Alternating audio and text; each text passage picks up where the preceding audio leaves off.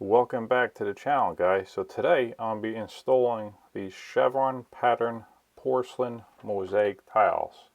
I'm going to give you a few tips and then show you the install. Okay, so one big tip I can give you when you're working on mosaics like this is, when you're done cleaning them, you use a sponge or whatever, but now your hands are wet, right?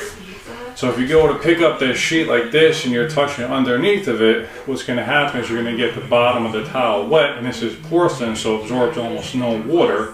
It's not going to bond to the mold. So right before you're about to pick up the tile on the sheet there, make sure your hands are dry. So I'm going to clean them off with a sponge. I'm going to take my hands and dry them off my pants real good. And now we're dry. That way we don't have any bond breakers in the back of the tile. We don't want the back of the tile wet. We want it dry. Real important.